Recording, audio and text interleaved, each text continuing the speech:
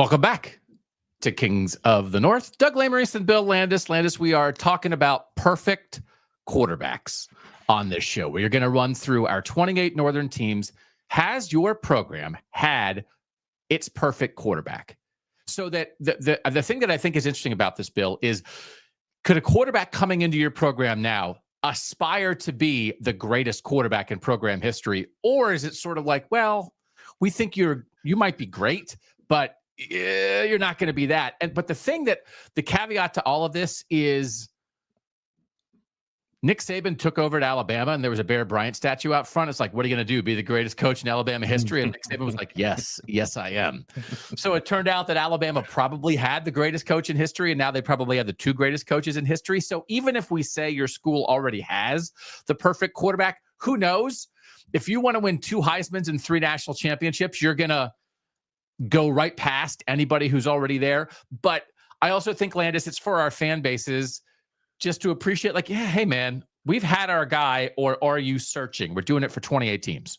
Yeah, it's going to be fun, I think. Let's looking through some of the research that you did, like almost all of, so I appreciate that. Definitely opportunities even for teams that we say have had their perfect quarterback, especially those whose perfect quarterback was playing like in the 50s, right? Like, and it's, we don't want to give short shrift to the guys who were doing it at a high level back in the 50s, but I think also we can acknowledge that the game's changed a little bit, so maybe they can be surpassed at some point. And there is part of this that you want to acknowledge history, but if we would have to find a fan, like a 93-year-old fan, in order to have some firsthand information about, remember when you went to a game when you were 6 years old and you saw this quarterback, did you think to yourself, nobody will ever be better?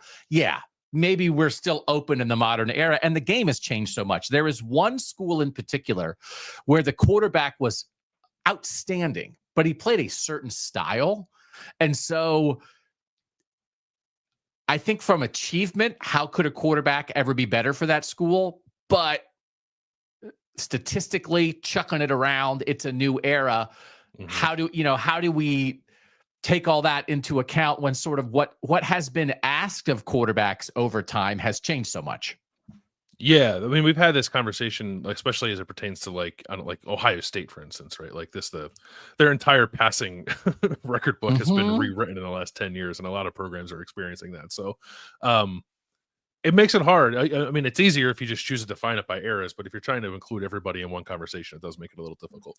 Yeah, and so I do think that we'll learn in this, we'll debate in this, and part of it is there are some schools, Bill, who have had great quarterbacks, but they've almost had so many great quarterbacks that it's hard to differentiate. There's a bunch of guys on the same level, and then you also think to yourself, at the bluest of the blue bloods, well, they've had a lot of great ones, but man, I actually think I could imagine how they could have somebody better. Right. Mm-hmm. So it's there, and there will be some schools where maybe you say, okay, their perfect quarterback at this school maybe isn't even as good as another school where we're saying they don't have a perfect quarterback, but it's in the context of your school. Right. So we're going to debate, we're going to discuss, we're going to run through 28 teams. We're going to start. And also we just want to say this off the top. We do have several emails that we got at askkotn@gmail.com where people sent in their school. What do they think? We are going to work that into the show. I grabbed a few of those. The thing that we want to make clear here on this show is we are not more of an expert on your school than you are. So if we have a discussion about BYU, this is your perfect quarterback, and you're a BYU fan sitting there, you ding-dongs, that's not right. Or you're a Minnesota fan or you're a Rutgers fan, we want to hear from you. Straighten us out. AskKOTN@gmail.com. What we hope to be is that if you're an Oregon fan, then I think we know more about Minnesota than the typical Oregon fan. And we want to help contextualize your school and give you information and interesting conversations about everybody else. But Bill, listen, that's the whole thing. You love your school. You live and die with your school. We talk about 28 teams. So if we're wrong, tell us. AskKOTN@gmail.com. But we did our best. We did. I think we did okay. Well, we'll see. We welcome the feedback. We welcome the opportunity to be educated by the people who know more than yes, we do. Yeah.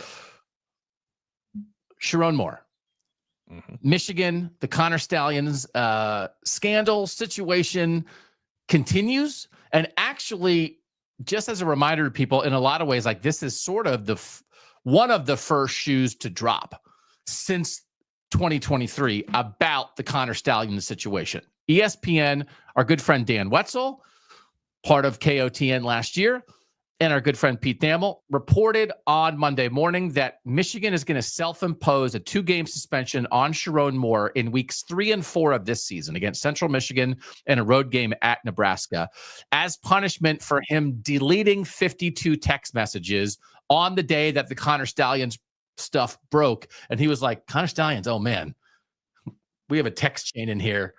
Boop. Let's delete that. And they went back in his phone and they discovered the stuff. So there have been other things that have happened. But as you pointed out, Bill, Jesse Minter and Steve Klinkscale, 2 former assistants who are now in the NFL, got show causes a couple weeks ago. That was a separate recruiting during COVID thing. Jim Harbaugh's show cause is from that. Is a separate case. The only thing that had been punishment so far directly related to Connor Stallions is the Big Ten suspending Jim Harbaugh at the end of the 2023 season for those couple of games. So this is Michigan choosing to do this, but usually the reason you do this is because you're trying to get out in front of stuff and say, hey, we did it. NCAA, you don't have to do it. Pat Forty at SI.com, maybe among others, reporting there will be a hearing June 6th and 7th when the NCAA we will get like maybe final resolution on the Connor Stallions situation. What did it tell you that Michigan is going to reportedly self-impose a 2-game suspension on Sherrone Moore?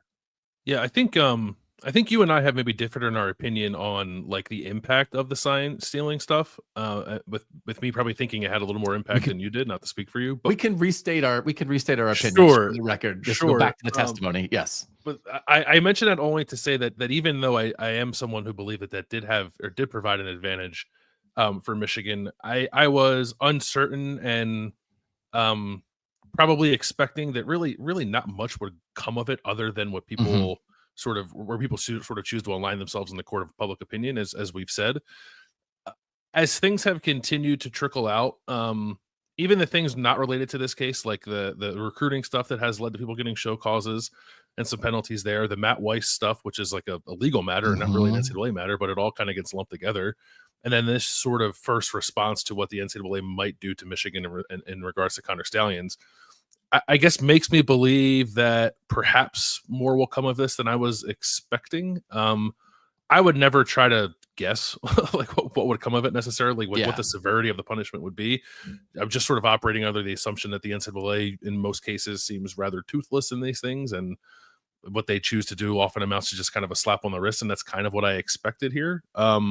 Maybe it'll be more now. Like to your point, like when you do this, it's because you're anticipating something more severe happening, so you try to get out in front of it by leveling against yourself. Let's call this is nothing. Like this is Sherrone Moore having to miss.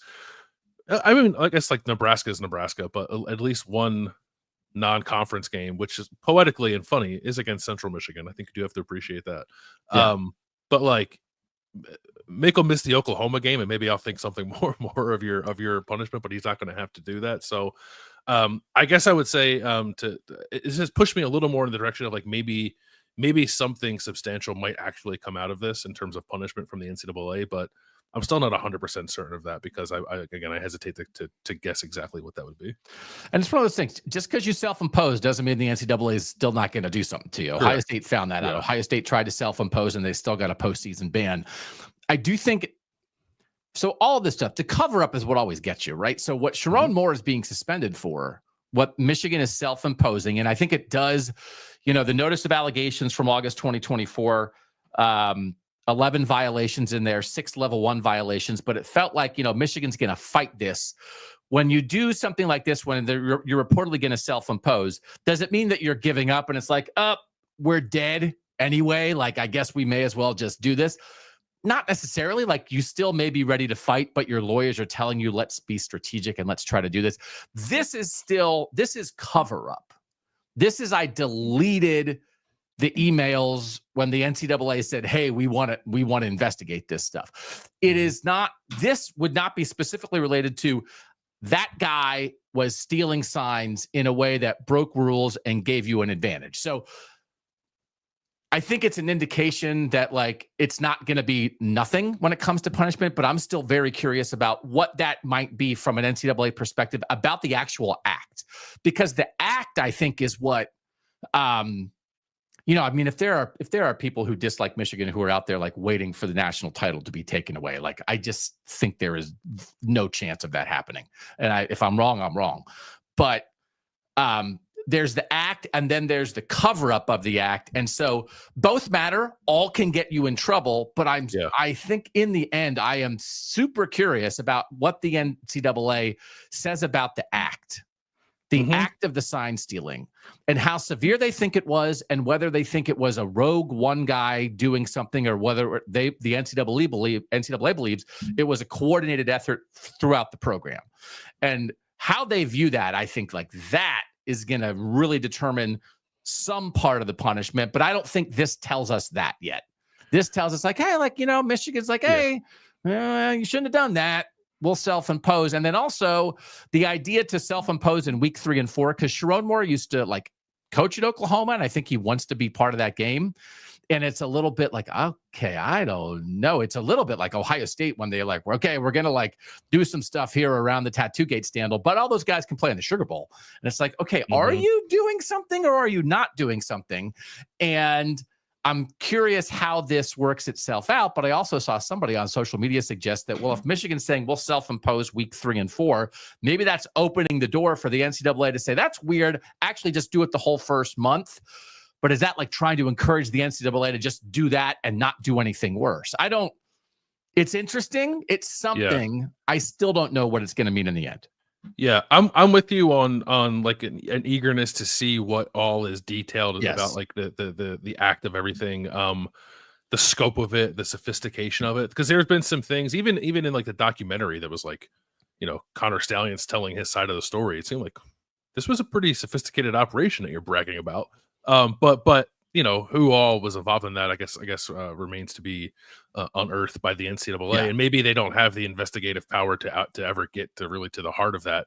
But if you can establish like some form of a cover up, which like it seems like maybe they've done enough to get Michigan to impose this short suspension for Sherrone Moore, like you can. Yeah. The NCAA wouldn't be the first entity, I guess, to like overextend itself on the punishment it doles out for the cover up if it can't quite nail the act itself, right? So that's a possibility. And everybody knows that. Everybody knows the cover up is what gets you. But I am still fascinated to see like what they think of the actual act again. So it feels like June, hearing in June, and then we'll get a ruling. The ESPN report said a final. All this stuff should be settled by the time the season starts. But it is crazy to think, Bill, that again, like this started October 2023. The Big Ten acted then. Michigan still won a national championship. It lingered through last year, even though the head coach left. It's lingering now into this year. Like this is quite a 2-year, 3-season window of this following Michigan. And like, just if this was Georgia, I'd be nothing but sword swinging, right? Like this is, but the thing about this that is always, and I don't like this part of it when people are like, oh, the South loves this because the South is like, well, at least the North's finally trying, rubbing his racing. Hey, this is like good for the North for finally cheating in a way that shows they actually care about winning, which is just like, well, that's not how I view it. Like, cool for us. The North figured out how to cheat. And it's not like this is the first time that anybody in the North has done something that has broken the rules or been caught for it. But it's really lingering, man. It's really. Is it lingering more than you thought it would? Probably. And I don't know. And it's one of the things with the NCAA. It's like, why does stuff linger? Because it takes forever. Because they don't really have any powers, but they want to have authority. And the constant thing. The NCAA always operates slowly. But even maybe the idea that like Michigan wasn't able to sort of make a deal, get over this, be done with it, even if you take more punishment than you think you deserve just to be done with it, that you are looking at the very least, the head coach of the Michigan Wolverines, who we think have a chance to be pretty good in 2025, probably starting a freshman quarterback, being a playoff competitor, being suspended for 2 games for a thing that started in October 2023. That is maybe not where I thought it would be. Yeah. Part of the lingering too might be that the NCAA and Michigan are engaged on more than one front. So that's probably feeds this dragging on longer than maybe it would have otherwise. But it is because, again, the stuff that happened before, this is just now them getting to the Stallion stuff. Mm-hmm.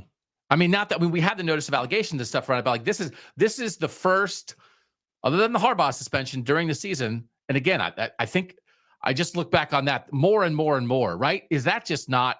I thought the Big Ten again did that well in hindsight. The more that we get to the point that you did not have enough facts, and there may never be enough facts because it wasn't deserved to like ban Michigan from the postseason right then, right? But to have done nothing, the fact that they did something, and now here we are, and it's like, okay, like that was the most proactive move we've seen in a long time, I think, around college sports, where in the moment you punish somebody for something based on the information you have. And then what happened is, and I think it's part of what makes people mad a little bit, is like Michigan overcame that. If that would have derailed Michigan's season, like Jim Harbaugh suspended, that's it. They lost 2 of the 3 games where he was out, and it looked like a national championship team whose season was derailed by this suspension. And now we would be in the exact same place. Would be like, well, they deserved it. They could have won a national. And instead, they did win the national championship that year, despite the head coach being suspended. And I think that's an interesting. It almost made this uglier, right? Like it's like I don't know what the Big Ten's motivations were. I'm sure if you could have caught Tony Petitti in an honest moment, he would have said, "Boy, I hope they don't go on to win the national title," because that just gets messy. But they did, and now I think that's caused it to linger even more. It's caused it to people linger. hold on to it. Yeah, I think it's made people even angrier at Michigan. But also, I think to some extent, at least to me, it's like, well, the thing they were doing, it gave them an advantage previously, but then they weren't doing it the last couple games, and they won the national championship anyway. Like, that's my main thing of like, well, I think those games at the end, the Ohio State win and the playoff run, it's like those individual games are legitimate because like they weren't doing the thing anymore that they got caught doing. And maybe the thing they were doing helped them get to that point. But again, like there's only so much you can do in the moment. So, and also the Michigan president left that I don't know. I certainly understand if he's going to be the president at the University of Florida. I understand if people want to be like, hey, they're getting out, they're leaving the ship before it sinks. I don't know that that's necessarily what is happening here. There are more things that happen at a university than just your football program getting in trouble. I was reading a column I think it was the Free Press, like a column about the president leaving for Florida, and like the football team wasn't mentioned. It's like, here are the reasons why he's leaving, and the football team wasn't mentioned. So so there are a lot of other things. A lot happening at Michigan. Yeah. A lot happening in Michigan. But I guess like you said perhaps that first weekend in June, it feels like it's on a week. We just like don't go anywhere. 6-7's a Friday, Saturday. So I don't know. No picnics. No picnics. Don't go on a picnic, Landis. I'll be in Fort Lauderdale for my brother's bachelor party that weekend. We will get an emergency podcast. I'll be in drunk the pool. Bill after the Michigan ruling comes down. I can't believe that they decided to ban Michigan for 3 years from the postseason. I love this bachelor party. That'll be a great show. Let's talk about perfect quarterbacks. You want to talk about perfect quarterbacks? Yeah. What goes into it? I was talking like, so again, we split up the stuff, and I'll do this research, you do this research. Like I kind of dug in on the quarterbacks here. You're going to dig in on a lot of stuff for a show we're doing on Wednesday.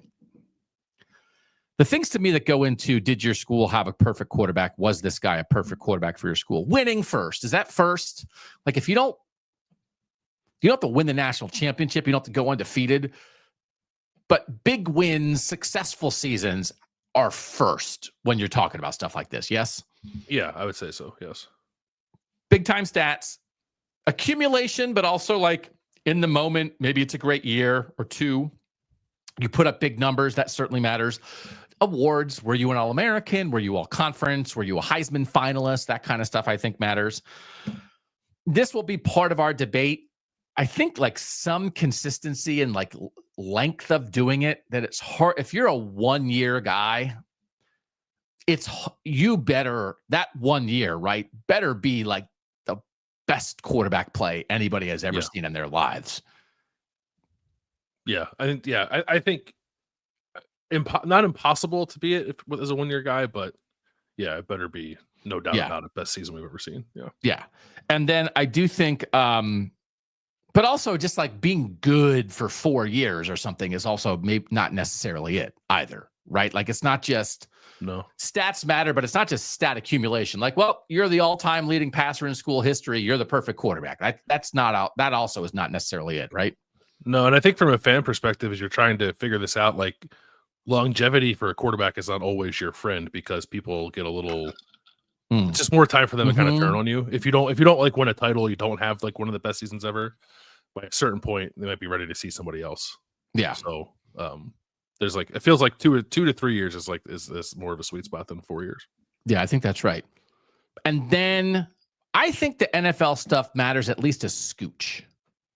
That if you then, after you left your school, went on and did more amazing things and became more famous and won more things and went down in the pantheon of great quarterbacks at the NFL level, I'll give you a hint. I do not think Tom Brady is Michigan's perfect quarterback. So this is not the main thing because it's about what you did in college. But I think it gives you a little boost. And I actually think if you were an unbelievable quarterback in college and then you just vanished and just really had no pro career, it's not a ding, but I think it keeps the door cracked open a little bit for maybe somebody else to come along and be a more perfect quarterback than you were. I agree with that. The NFL success is just sort of like the rubber stamp to a really good college career, right? Yeah. And there's a pride associated with that too, from a fan perspective. Like that's our guy. Look what he's doing in the NFL. Kind of yes. So, yes. It definitely matters, but like I don't think we'd ever use it as like the defining characteristic of anybody we put in this category, but it can certainly help you. Yeah. Okay. So like that's what we're talking about here. And that NFL thing, it's a thing that's easy to look up. So I looked up all-time North quarterbacks picked in the first round, just when we're talking about like what we're discussing for different programs, what your standard of perfection is when it comes to a quarterback is somewhat affected, I think, by your history of quarterbacking. So this is all-time first-round picks of quarterbacks for Northern teams. Notre Dame has 9. This is a bunch of guys like back in the day. Mm-hmm. This is a run of, they have a bunch of Heisman quarterbacks. They have a bunch of first-round quarterbacks that they're just running through first-round picks in the 40s and 50s that kind of have very little to do with quarterback play in the modern era, but stats are stats, man. So when you're talking about Notre Dame is going to be a very interesting discussion for us, but they have 9 first-round quarterbacks, Bill. That's crazy. That's a lot. Yeah. That's I did not realize the number was that high. I don't know that I would have guessed Notre Dame would be the leader among our teams. And then the hard thing is the most recent is Brady Quinn. And then you start getting into, well, is Brady Quinn the greatest quarterback in Notre Dame history? And then you start thinking, I think that door might be open. No offense to Brady Quinn, but in the modern era, could somebody be a better Notre Dame quarterback than Brady Quinn? If you're making a modern day case, like that's what we're talking about. So Notre Dame is 9. Oregon is 7. And this is a pretty interesting run. This is Marcus Mariota was the number 2 pick. This is Justin Herbert was the number 6 pick. They have a couple other guys back in the day. I thought, like, again, a reminder. And Dan Fouts, who went on to be an unbelievable NFL quarterback, was not a first-round pick, but is an Oregon guy. Great quarterback history at Oregon. Just a reminder to everybody. Yeah. 4 first-round quarterbacks, not a surprise. BYU, we're talking Jim McMahon, we're talking Steve Young, we're talking guys like that era that I think, BYU would love to get back to that. Everybody knows that era. Purdue, which again, this is not just Drew Brees, but like Bob Greasy and some other guys back in the day. And then Ohio State, which it's like, oh, Ohio State. You mean Ohio State that it was Art Schlichter and then nothing? And then it was Dwayne Haskins, Justin Fields, CJ Stroud in the Ryan Day era that Ohio State went from 1 to 4 in the last decade. Like that's what we're talking about with Ohio State. There's been a leap there, right? Yeah, about as big of a leap I think as anyone's made over the last couple of years. Alabama maybe would rival it, but yeah, Ohio State and Alabama have been the 2 that have really risen up. Illinois and Penn State, 3 first-round quarterbacks each. 2 each for Iowa, Utah, Michigan, Boston College, Pitt, Washington, and Rutgers.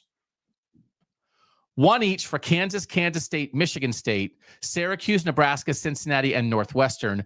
And then our 7 schools that have never had a first-round quarterback: Iowa State, Indiana, Maryland, Colorado, that you thought maybe they were going to break that this year with Shedeur Sanders, and obviously that didn't happen. West Virginia, Pat White was a second-rounder, Wisconsin, and Minnesota. So again, we're just establishing a little bit of a baseline here, Landis. Just a couple other notes. Minnesota hasn't had a quarterback drafted at all since 1972. Blew my mind. That's a long time. Kansas hasn't had a quarterback drafted since 1986. Maryland hasn't had a quarterback drafted since 1991. Coy Detmer at Colorado, before Shedeur Sanders this year, was the last Colorado quarterback picked in 1997. Illinois hasn't had one since 2002. Utah hasn't had one since Alex Smith was the overall #1 pick for Utah in 2005. Matt Ryan was the last one for Boston College in 2008. And then Russell Wilson at Wisconsin, 2012 was the last first rounder for the Badgers, but he was only there 1 year. The last time they had a guy who went through his whole career at Wisconsin and was drafted at all as a quarterback was Jim Sorgi in 2004. So that's what we're talking about. A little bit of a baseline establishment of what these programs have done historically when it comes to producing great quarterbacks. Yeah, we need to get some of these teams to up their numbers. We do. Drake Lindsay's got to save Minnesota. Yeah, 1972 is too long. We got him. We got him coming. All right, you want to do this? Let's do a couple. All right, right off the bat before the first break. Okay. I think Ohio State and the discussion of whether Ohio State has had its perfect quarterback is a debate. The categories we're going to go through are: have you had a perfect quarterback? I said 15 of our 28 schools had. Is there a debate? Maybe you did. We'll discuss. Maybe, maybe not. 9 schools there, and then 4 that I said no. They have definitely not had their perfect quarterback yet. Mm-hmm. Ohio State is a debate. Do you think that's correct, that it is a debate? Or do you think there's a guy that's like, no, it's this guy? No, I think it's a debate, primarily because there's a lot of good ones to choose from. Like the Michigan factor, I think, is important here, right? And it's not something you would apply to every school's conversation, but I think it matters here. I even think I wonder for Ohio State, does it matter where you're from? In a way that maybe doesn't matter for other programs too. So there have been excellent, as we just laid out, excellent quarterbacks at Ohio State, and beloved quarterbacks at Ohio State. But I don't know that there's a definitive answer for who's been the perfect one. I will say background, there were a couple guys where that factored in, and back in the day it was more common. You just went to the school down the street. There's a guy for one of the schools who I think is the perfect quarterback, and he grew up in the college town where he then went to that school. Mm-hmm. And there's another guy who's an old-time guy who is one of the greatest high school athletes in the history of that state, and then played quarterback in that state. And it's like, okay, there's a little something extra there. So I do think it's not the end-all, be-all. It doesn't mean this couldn't be C.J. Stroud just because he's from California. But C.J. Stroud didn't beat Michigan, which brings us back to the Connor Stallions discussion. But if C.J. Stroud, like you look at C.J. Stroud and the raw stats, not the cumulative stats, because he's not the all-time leader and that kind of thing, but the raw stats of the 2 years he was the starter, that he was a huge recruit, that he was a 2-time Heisman finalist, that he was the number 2 overall pick in the draft and has gone on and so far been a very good young quarterback in the NFL. But they didn't win a national championship and he didn't beat Michigan. And again, I think if you look at what are the ramifications of the Connor Stallions scandal at Michigan, I do think like the guy who was potentially hurt the most by it was C.J. Stroud in those 2 years. But that holds him back a little bit in a discussion like this, does it not? I think it does, although I'm sure I bet Ohio State fans are willing to give him a little grace because of that. And I also think, like, even if you would not define him as like the perfect Ohio State quarterback, I also think it's quite possible that, like, I don't know, 20 years from now, 25 years from now, when we're thinking about great Ohio State quarterbacks, we'll say like no one was better than C.J. Stroud when it came to like pure passing talent in college and the things he was able to do, right? So I think he could hold on to that designation for quite some time, maybe forever. But even with that, I don't know that you put him in the perfect category because he didn't get any team hardware while he was a starter. Yeah. What if CJ Stroud wins a Super Bowl? What if CJ Stroud has an NFL Hall of Fame career? Could that elevate his case as like, God, that guy, you just can't have a better quarterback at Ohio State than that? I think so. Yeah, because it's not like he was. It's not like he was a bad college quarterback. He just didn't. Yeah. And like even his last game in a Buckeye uniform is like people will always, I think, look back on that fondly, even though the game didn't go Ohio State's way, for like the way he kind of just put the team on his back and tried to will it to a win against Georgia that everyone had counted Ohio State out of that game. So yeah, I think NFL. He maybe is one of the better cases we would have of like the NFL success being packaged with what he was in college, elevating him to something that he's maybe not quite at the moment. We had a couple people email askkotn@gmail.com about Ohio State. Eric in Richmond. I don't think we've seen the perfect quarterback for Ohio State. Of course, it also comes down to how you define the perfect quarterback. CJ Stroud, Justin Fields, Dwayne Haskins, and Troy Smith put up gaudy numbers, were Heisman finalists, and Smith won the Heisman, and are special passers in Ohio State history, but they never won a national championship. CJ never beat Michigan. And the thing that's interesting about Ohio State is like their national championships have not been led by first-round superstar Heisman quarterbacks. Mm-hmm. When you think about Will Howard this season, when you think about Cardell Jones and JT Barrett in 2014, although Barrett was like in the Heisman discussion for a couple of years when he was here. You think about Craig Krenzel in 2002. Rex Kern was a superstar in 1968, but again, he wasn't. He was one who I did wonder, like from Ohio, 2-1 against Michigan, won a national title, like led a defining Ohio State team. You can make the case. You can absolutely make the case. He's Jim Tressel's favorite player. Like he is, he was Buckeye through and through. In what I still think for the moment is the most legendary team in Ohio State history is the Super Soft 1968 national champs. You could absolutely make a Rex Kern case here. So this is why it's a debate. Because it could be, are we saying it could be CJ Stroud? It could be Troy Smith, who led a number one team all season until they lost the national championship game and won the Heisman in a landslide. Mm-hmm. Could it be CJ Stroud? JT Barrett's like the leader in all this stuff, right? I mean, but to Eric's point, he's running through all these guys, and his conclusion is so many guys have approached the combination of what you need to be the perfect quarterback. Smith is the closest, but never fully and completely achieved it. Yes, the standards at Ohio State are completely high. So Eric is saying there's a lot of candidates, but there's not. It's not a perfect quarterback yet. This is Turkey Bass Taylor, who's a great commenter in our live YouTube shows. A perfect quarterback isn't a stat king. He isn't a flashy trendsetter. A perfect quarterback puts his team on his back and finds ways to win ball games when it matters most. This is why I think my school has already had its perfect quarterback, and it's Cardell Jones, which I get the case, but Cardell Jones made like whatever it is, 9 starts in his Ohio State career. So again, that a thing I'm thinking about, I'm trying to think about Julian Sayin, if he's the quarterback for the next 2 or 3 years at Ohio State, if Tavian St. Clair is a 2 or 3 year starter at Ohio State, could they do something to become this? And if we're comparing it to Cardell Jones and it's a great magical run and he got him over the top for the national championship, but you're telling me if Tavian St. Clair wins a national championship and is a 3-year starter and is a 2-time Heisman finalist, that we wouldn't say, oh, Tavian St. Clair's ahead of Cardell Jones. That's the thing about this, right? But Turkey Bass is making a point like maybe there's a little magic to it. Like, what is the perfect QB? It's a guy that did a thing that I've never seen before, that I'll never forget, that never could be duplicated. And Cardell Jones did that. He did do that. Yeah. I get it. And there's a sentimentality with Cardell Jones too. I would just push back on like I would say the body of work is maybe too small. Yeah. But they also said like it's not a statistical conversation. And if that's how you're approaching it, then I definitely get putting Cardell in that position. Evan in Oregon, loyal Ohio State fan. My first thought is our perfect quarterback could be Troy Smith. Mm-hmm. Our perfect quarterback should be Joe Burrow. Yeah. And that hits because this exercise, if we were doing Southern teams, would we say Joe Burrow is LSU's perfect quarterback? Probably.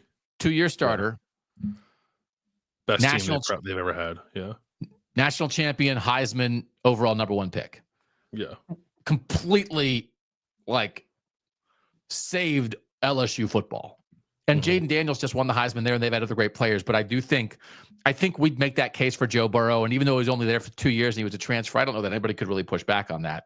But Evan, in conclusion, we have not had our perfect quarterback. So are we comfortable leaving Ohio State in the debate category and saying they have not had a perfect quarterback? They have had multiple excellent, winning, high-level, successful, beloved quarterbacks.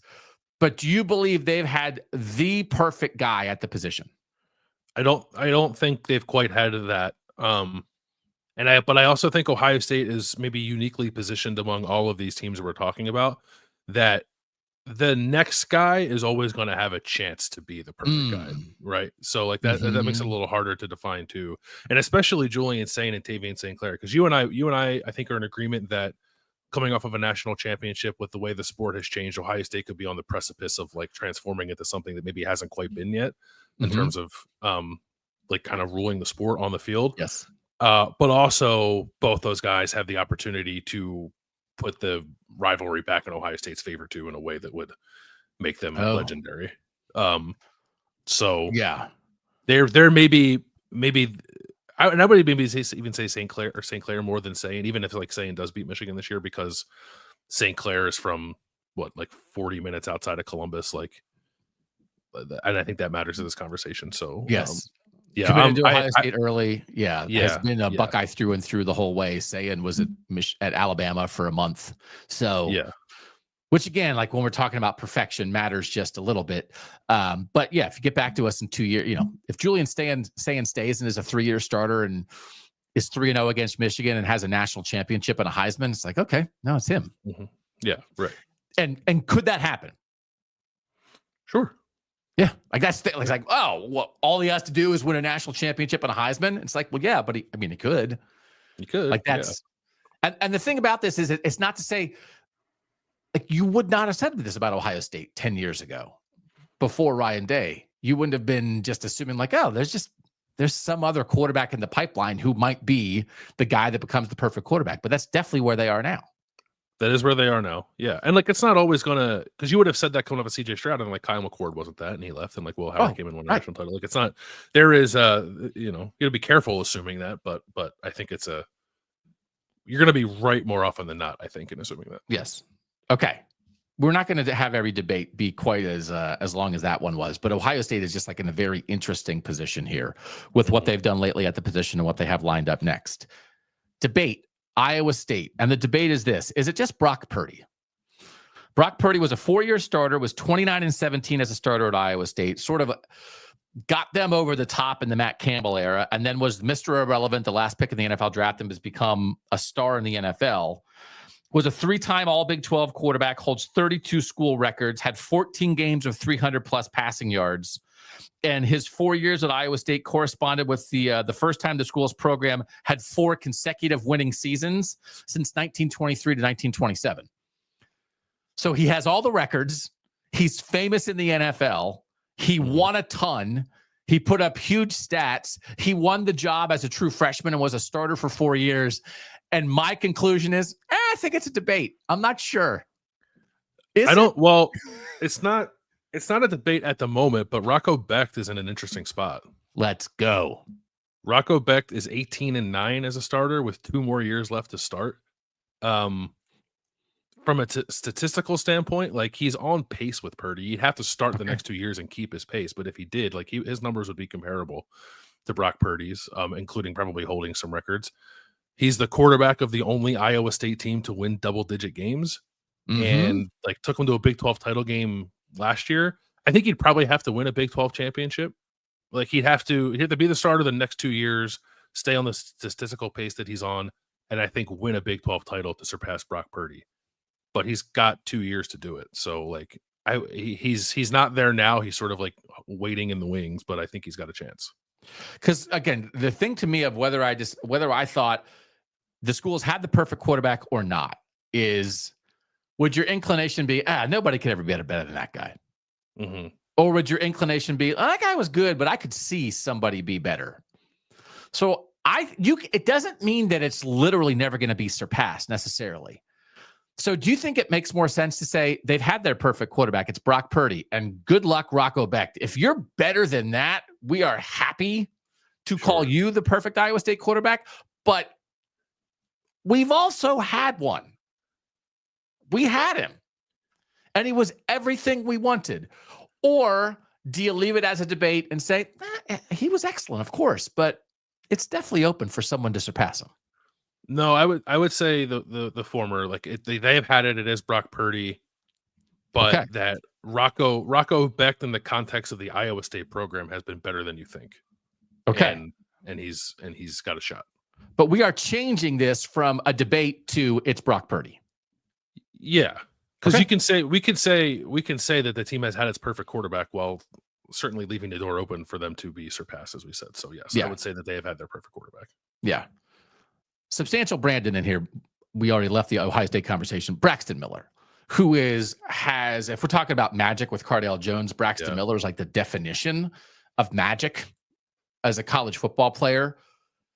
But that's the thing again. So now we're going to throw Braxton Miller into the Rex Kern, Troy Smith, CJ Stroud, Cardell Jones debate of have you had the perfect quarterback? And if Braxton Miller hadn't gotten hurt, and had been the quarterback of the 2014 national championship team after what he already did in 12 and 13, then I think you might have your case, but that's just not how it went down. So it's very difficult for Ohio State. All right.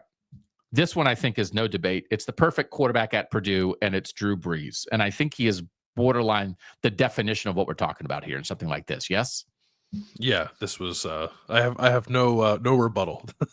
No rebuttal. You're not going to drop any Kyle Orton on me here? No. Bob Greasy, also really good.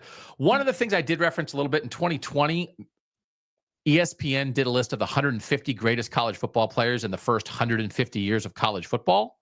So that was in 2020. It's 5 years old. It's just a nice reference point.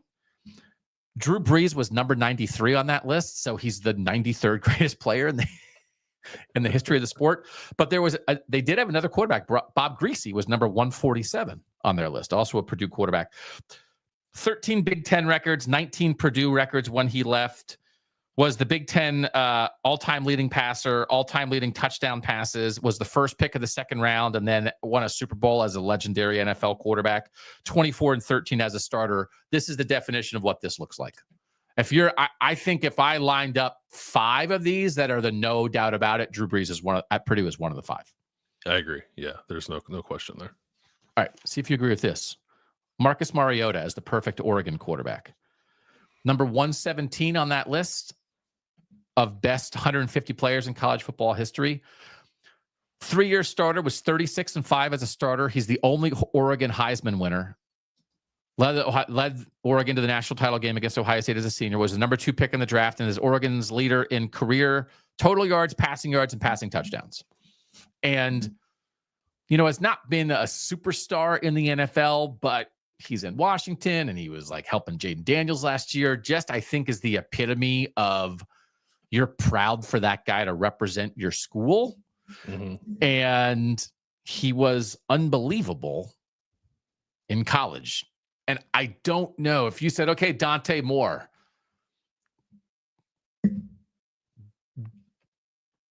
pass Marcus Mariota for what Marcus Mariota did and meant to Oregon. I don't know. He's their first Heisman winner.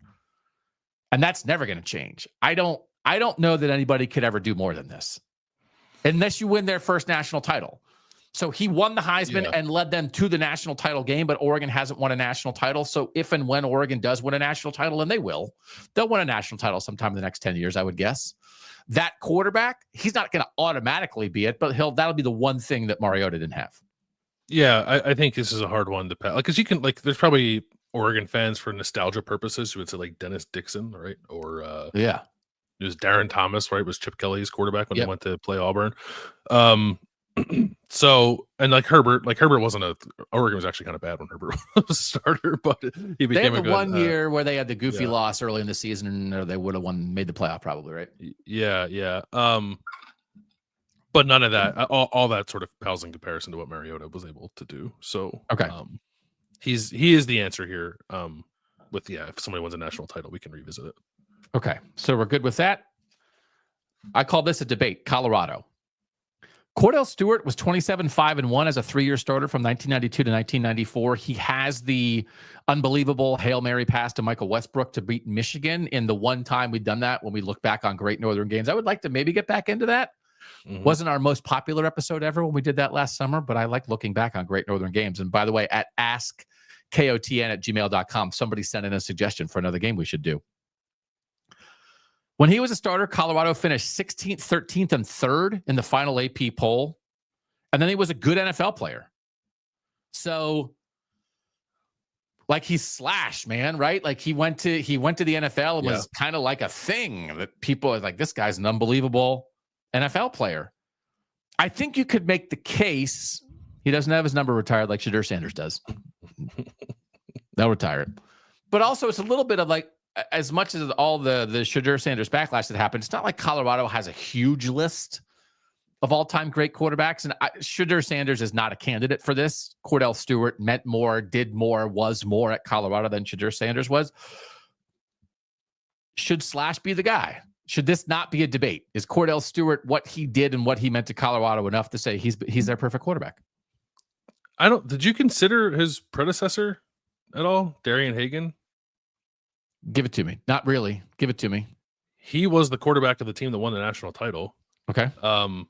He started for 3 years. He was 28-5-2 as a starter, so like slightly better as a starter than Cardell Stewart. Yep. Colorado finished number 4, number 1, and number 20 in his 3 seasons as a starting quarterback. They were 20-0-1 in Big 8 conference play. And I was just like, his Colorado, he used to be an assistant coach at Colorado. He's now an assistant coach at San Diego State. His Colorado coaching bio describes him as, quote, arguably the best all-around athlete in the history of the Colorado football program. He rushed for more yards than Cardell Stewart. Cardell Stewart like doubled him in passing yards. So he did not throw the ball a lot. But Hagan also finished 5th in the Heisman voting in 1989, which is better. Like, Stewart never finished in the top 10.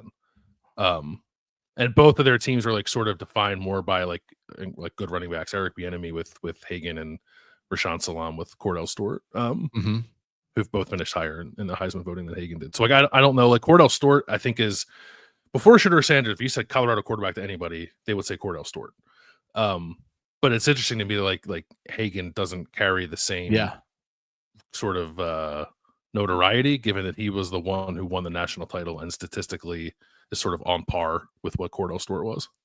So do you think so? We're talking about Juju Lewis, great young quarterback at Colorado. Could he become the greatest quarterback in Colorado history? Could he become their perfect quarterback? I don't know, because like you're talking about 2 quarterbacks, one who won a national title and 2 who was at least the quarterback of a team that like had realistic national title aspirations. Yeah. And for as much as I like what Deion Sanders has done to reinvigorate the Colorado program, I don't know that I view Colorado as a team that's ever going to quite get back to that level. Yeah. Be a top 5 program. Yeah. So without that, I don't know that a future quarterback could supplant either of these 2 guys.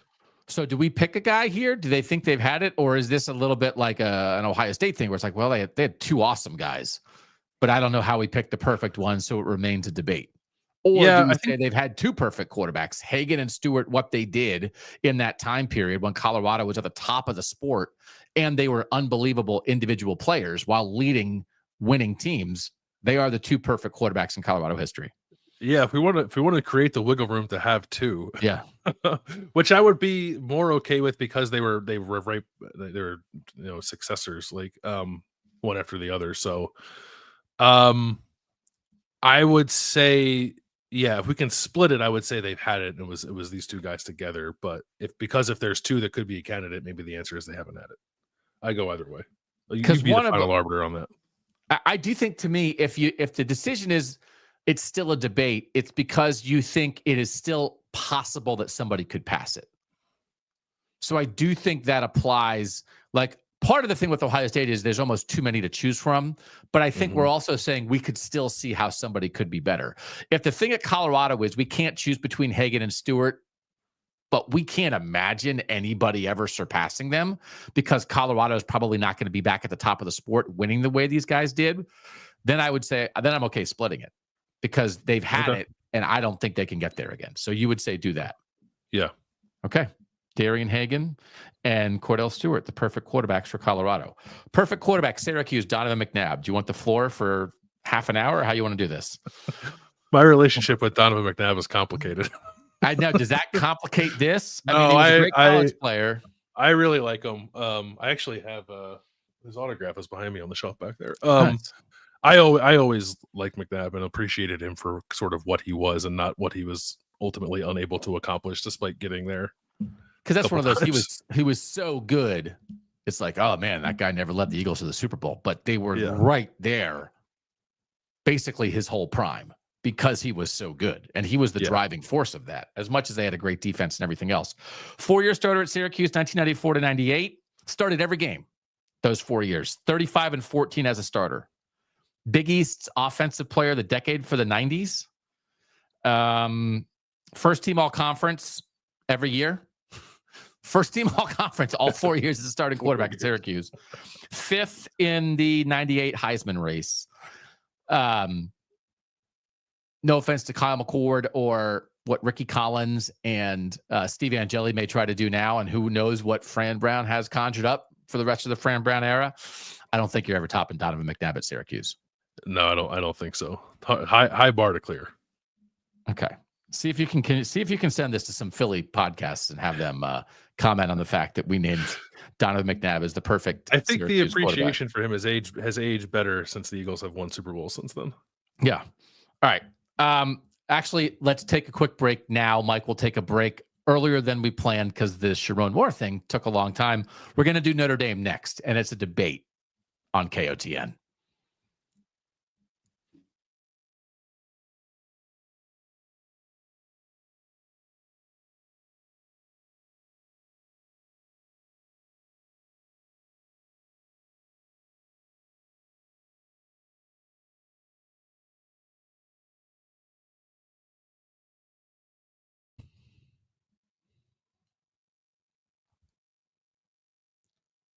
Doug Lesmerises, Bill Landis, back on Kings of the North. Send us your thoughts. Send us your comments about this discussion. AskKOTN@gmail.com. Questions, comments. I have a feeling there are people who would be more than happy to send comments about my opinions about the Sherrone Moore Michigan situation. I don't think we're done talking about this. We're just not going to turn every show we do into a 90-minute conversation about the Michigan stuff. I don't know that there's a lot of new stuff to say, but if people have strong opinions, we certainly will take them, and we will come back and have a discussion about it another time. Notre Dame has a lot of candidates, much like Ohio State. They have 4 quarterbacks that have won the Heisman. Angelo Bertelli in 1943, Johnny Lujack in 1947, Paul Hornung in 1956 for a 2-8 team, and John Warte, 1964. They also had Joe Montana and Joe Theismann. And Brady Quinn is their starts leader and like their leader in every statistical category. But if CJ Carr takes over as a starting quarterback this year and has a 3-year run at Notre Dame where they're competing at the top of the sport and he accumulates a ton of stats and also is a great individual quarterback, could CJ Carr be viewed as the perfect quarterback for Notre Dame? I think that door is open, which is why just because they've had 4 Heisman winners at quarterback, I'm not saying that it's closed, and why I think it's a debate. I think it's a debate. Yeah, I think it's open. Unless I'm not trying to take any away from the 4 guys who won the Heisman Trophy. Like, if they were more recent than 1964, I might think a little differently about where Notre Dame was. I actually didn't know either. Like that, I didn't know that Paul Hornung's Heisman came when the year when Notre Dame was 2-8, which is kind of funny. Yeah. I educated myself a little bit digging into the Notre Dame stuff because I said to you before the show started that I like. Just looking at the raw numbers, that Joe Montana's career production was a little underwhelming. And then you said, well, he was a legend for this, this, and this. And it's like, well, that's a pretty compelling case. So, and you can lay some of that out. But I do think this is open for somebody like CJ Carr as a multi-year starter, presumably in an era of Notre Dame football where maybe it's getting back to regularly contending for national championships to perhaps take this crown. It's hard because back in the old days, you were the quarterback and you were a running back and you played safety and you were the punter and you were the punt returner. So Paul Hornung is number 27 on that ESPN list of the best 150 college football players. But it's not because he was a quarterback. It's because he was everything. They have an award named for him now that is the Do Everything Award in college football. Mm-hmm. Johnny Lujack is number 37 on the all-time best players list, and Angelo Bertelli is number 132. And we're like, they're no CJ Carr. Get him out of here. And it's not just because Angelo Bertelli content is probably not going to move the needle on this show. That's not the only reason we're doing it. Joe Montana is an interesting case. 19-3 as a starter. He's Joe Montana. First of all, he's Joe Montana. He was a third-round pick. He was a big recruit. 74, couldn't play, young guy. 75, he came in relief in 2 games and like led them to victory as the fill-in quarterback at the end of a game. They were like, my gosh. And then in 76, when he was supposed to be the guy, hurt his shoulder and didn't play the whole year. So his first 3 years, he had no starts. The first 3 years he was in college. Then in 77, he was the third stringer to start the year, took over as the starter in week 3, and they didn't lose the rest of the year and won the national championship. And they were 10-0 with him as the starter. And then his senior year, 5th year in 78, I think they went 9-3. But in the Cotton Bowl in his last game, he was sick and they had to give him chicken soup during the game. And they were down like 34-12. And he came in and threw 3 touchdowns in the last 8 minutes and beat Houston in the Cotton Bowl in his last game. And then he went on and became Joe Montana. And so maybe it's him. But yeah, it could very well be him. He only started 22 games. Right. But it's because he got hurt. It's not his fault. I don't know. I don't want to be dismissive of Joe Montana. But the bottom line, we're trying to make this a current discussion. And the discussion is, could it be CJ Carr? And is it in a world where they have 4 Heisman winners at quarterback to say Joe Montana is their perfect quarterback? Like, good luck, CJ, but you're not going to pass Joe Montana. I don't know that we would say that. I would love feedback from Notre Dame fans on what they think the answer to this question is. I think Montana has the most compelling case. Okay. But I don't know that I'd go there all the way with it. Maybe that does sound silly. He's like one of the top 5 quarterbacks of all time. I know, like, but that factors into it. Yeah, if he then went in, if he won the chicken soup game and then vanished, it wouldn't be it. But then he became Joe Montana, and this is more right. We're telling you, Michigan's is not Tom Brady. But it's not the full, it's no Brock Purdy career when Brock Purdy started from the first game of his freshman year. But it's 10 times the Tom Brady college career. It's 19-3 as a starter, and he was the starting quarterback for a national championship team. If everything about Tom Brady's college career was the same, but he just like managed to be on a team that won a national title and then became Tom Brady, he would be the answer for Michigan, right? So does that mean that that Joe Montana should be the answer for Notre Dame? I mean, maybe. But But could you envision if CJ Carr wins a national championship and is a 3-year starter? Could I envision it? Sure. But like realistically, do I think that's what could happen in the next 3 years of Notre Dame football? That CJ Carr is a starting quarterback the whole time. There's a national championship in there, and he is a tremendous college football player. And if he does that, he's this answer. I can envision that. But does that mean that we have to like sideswipe Joe Montana? No, I don't think it does. Because I can envision it too, but like I wouldn't want to. I'm not crowning him preemptively either, right? Yes, and I don't think that's not the point of the exercise. So I think we could do maybe the same thing with this that we did for Iowa State, which is like here's the answer, but there's a guy waiting that maybe could make it interesting. All right, so you like Montana as the answer better than the debate? Yes. Okay. I think this is obvious. It's Iowa and it's Chuck Long. 4-year starter for the Hawkeyes from 81 to 85. 35-13-1 as a starter. 10,000 passing yards, 74 touchdowns. Held basically every record at Iowa when he graduated. Best completion percentage of any college quarterback all time with more than 1,000 career passes. First Big Ten player, the second player in college football history to throw for 10,000 yards. Second player ever to throw for 10,000 yards, and Doug Flutie was the first. So, and finished second in the Heisman Trophy to Bo Jackson in 1985 in the second closest voting ever. He lost by 45 points. My wife is a sports fan and has absorbed a ton of stuff from unfortunately having to live with me for the last 30 years. She is from Iowa. I was running through this exercise with her of like, which schools have it and which don't. And I was like, Iowa, perfect quarterback. She's like, Chuck Long. And I was like, okay, that just confirms everything. It's Chuck Long, and there's no doubt about it. Again, I think the top 5 most obvious, I think Chuck Long for Iowa is on this list. Yeah. Your wife declaring him so is enough for me. So, And if I wanted to have a 9-hour discussion with my father-in-law or my brother-in-law about Iowa, it's like, is it Chuck Long? First, they'd hit me in the head with an axe handle. Then they'd be like, yes, it's Chuck Long. And I don't know what anybody, I just don't think you could ever do anything, right? Because even if you won, even if an Iowa quarterback won the Heisman, because he almost beat Bo Jackson. He finished 45 points behind Bo Jackson, an Iowa quarterback. So Chuck Long is the perfect Iowa quarterback. This is probably number one, the most obvious perfect quarterback, and it's Doug Flutie at Boston College. 81 to 84, same Chuck Long and Doug Flutie just going back and forth, slinging it. The 80s, man, what a time. 4-year starter, never missed a game, only Heisman winner in Boston College history, 20-year pro career between various leagues, USFL, NFL, Canadian Football League. Number 28 on the list of ESPN's 150 best college football players from the first 150 years. This is from the Boston College website. I love when people get fired up to write about their dudes. A surefire combination of daring do, charisma, and dazzling football skills made him the most proficient offensive player in the history of college football.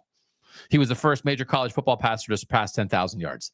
It's Doug Flutie, and that includes Matt Ryan being the number 3 overall pick in the draft and being pretty stinking good at Boston College too. But the first thing they told Matt Ryan when he got to Boston College was, you'll never be Doug Flutie. You sent me the rundown for this, and I guess I had glossed over the part where you said from his BC website bio. So I thought you came up with a surefire combination of daring do, charisma, and dazzling football skills. I wasn't going to give you credit for that turn of phrase, but I guess I should give it to whoever wrote his bio. Oh, wait. I'd like to take that back and take it for myself. I will take it for myself. Yeah. So this is the exercise. This is have you had a Doug Flutie or not? That's kind of what we could have called it this. Have you had a Doug Flutie? Yeah. Like one or two other guys that you could use instead, but Flutie's the answer. All right. This is a debate. It's Michigan. J.J. McCarthy won a national championship and was a first-round pick. Rick Leach was like an all-time dude in the 70s, multiple-time All-Big Ten, like huge Michigan legend. But is it there for the taking? Is it there for the taking? I have this as a debate. I think it's there for the taking. Like I would say, like McCarthy not only won a national title, he didn't lose to Ohio State, and he wanted to go to Ohio State and then got like spurned by Ohio State and then sort of used it as fuel to torment Ohio State. Yes. What a thing. Which I would imagine Legendary. carries a lot of favor with Michigan fans. So I think he could be it, despite, he wasn't the most prolific college quarterback in terms of just raw production, but that's not all that matters here. Rick Leach was 3-1 against Ohio State and won almost 40 games as a starter. Like that's pretty darn impressive. I would say that if it's anybody, if it has been anybody, it's been McCarthy, but I think there's enough other strong candidates that it's probably up for debate. And then obviously Bryce Underwood is waiting. Ben wrote in, I think the perfect quarterback question is fascinating for a program like the Wolverines. Among their alumni includes the greatest quarterback to ever play, Brady, and yet he wasn't elite while in college. McCarthy is the best Michigan quarterback of my lifetime, 27-1 as a starter. All that said, and this might be crazy, but I believe Bryce Underwood may become the best quarterback in Michigan history. His size, arm talent, accuracy, athleticism, and poise for a 17-year-old is off the charts, and I won't be surprised if he wins a Heisman and a national title while donning the winged helmet. Like that. So I think Underwood factors into this, because to say it's J.J. McCarthy, there's a guy he's there right now that you can picture it in your brain. And then, of course, our guy, John, similar conversations. I am of two minds when it comes to the perfect Michigan quarterback. One part of me thinks, yes, they found their perfect quarterback, and he was J.J. McCarthy. Arm talent, most importantly, he was completely selfless and an incredible leader. 27-1. The other part of me thinks, of course, they haven't found their perfect quarterback and will only do so when they combine Lamar Jackson with Tom Brady. Obviously, that's unrealistic. However, I do think Bryce Underwood has as much potential as any Michigan quarterback ever. So I think the looming shadow of what Underwood could be has to keep this as a debate. If Michigan If we were having this conversation last year when Michigan's quarterback room was a mess and Bryce Underwood was committed to LSU, we might have said, it's J.J. McCarthy. How are they ever going to do better than that? What are you talking about? He's 27-1. He beat Ohio State. He's a national champion. He's a first-round pick. He's literally everything. But I think just the possibility and the presence of Bryce Underwood makes this a debate instead of an answer. Yeah, but can we not apply the same logic we applied to like Notre Dame and Iowa State for this too? We wanted to be consistent with that. They've had it, but yeah, but we'll crack the door. Because at the moment it's not a debate; it's a possibility, but it's not a debate. But I guess the question is McCarthy more? And this is, we did a whole Bryce Underwood show. We've had this conversation around J.J. McCarthy. He was not the driving force. As much as he was a leader, as much as he was selfless, he was not the driving force of that offensive line, run game, defense first national championship team.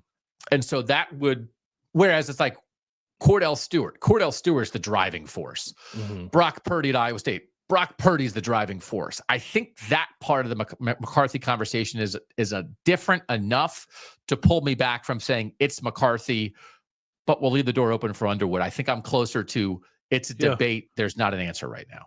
No, I think that's a good distinction. That's actually well said. I think I'm okay with debate here. I think it's close, but I'm okay with debate here. Okay, we'll leave it as a debate for Michigan. I think it's super interesting, and we're only going to be talking about Bryce Underwood for the next 3 years. Perfect. No doubt about it. Again, I think on the top 5 of the most perfect quarterbacks in the North is Dan Marino at Pitt.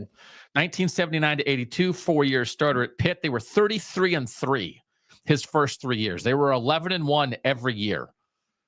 They were 7th, 2nd, and 4th in the final AP poll. Then they had a coaching change for his senior year, and they went 9-3 and finished 10th. But he finished in the top 10 all 4 years as a starter. And they were ranked number 1 during the season, both his junior and senior year. He's 3rd all-time in Pitt passing yards. He's 2nd in passing TDs. And then he became an NFL star. So it's either him or Kenny Pickett. Kenny Pickett is actually the statistical leader, but this is one of those where you see, and we've talked about that with Pitt. Pitt's Mount Rushmore is as good as any program in the country because their Mount Rushmore is Heisman winner Tony Dorsett, Dan Marino, all-time receiving legend Larry Fitzgerald, and all-time defensive tackle legend Aaron Donald. Like they have 4 guys who are as good at their position as kind of anybody who's ever played the game. It is unbelievable. But I think if you conjured up what does a Pitt football player look like, you certainly could conjure up Aaron Donald tearing people's arms off. But I think you might conjure up like Dan Marino standing there in the pocket. Yeah. So it's Dan Marino. It's Dan, and there are, I mentioned this with Ohio State. There are a couple of these teams where I think it matters where you're from. And Dan Marino is he's a Yinzer through and through, Pittsburgh Central Catholic guy. It has to be him. If you aren't, so my wife is from Pittsburgh. I know plenty of people from Pittsburgh. They're actually not huge Pitt fans, but like you refer to like it's just you just say Danny, like you know who you're talking about. It's like if you are referenced in that way, you are the guy. Yeah, one name. Yeah. Right. Michigan someday. If you say Bryce, then I'd be like Bryce who? Like Danny. So it's Danny. This is another no doubt about it. Dan Marino is the perfect Pitt quarterback. Never will be topped. A debate, Rutgers. This is one of those where you get in the weeds a little bit. Mike Teal was the starting quarterback for 3 years during the peak of Rutgers football when they were doing their stuff in the Schiano era part 1. Starting quarterback from 2006 to 2008, led the first bowl win in school history, and then they won 3. Like he like led the emergence of Rutgers football. All-time leader in passing yards with more than 9,000, was a 6th-round pick in the NFL. And again, that 2006 team went 11-2, including a 9-0 start. And he was the quarterback for that. But their huge win that year when they were like the focus of college football was that showdown with Louisville. And they won that game and got to 9-0. And it was like a top 10 showdown. In that game, he was 8 of 21. For 189 yards. So I have it as a debate. I think there's no debate that Mike Teal is the best quarterback in Rutgers history, but I think there's room for there to be someone who becomes the perfect Rutgers quarterback. I don't think I'm there with you. I think he was and has been and will be the perfect Rutgers quarterback. It's a similar conversation to the Colorado thing where it's like you want to embrace the idea of it being better, but will Rutgers ever actually be better than it was when Mike Teal was its quarterback? And I think the answer to that is no. Will they be 11-2 and in the middle of the discussion of college football in November? Yes. I don't think they'll ever get back to that.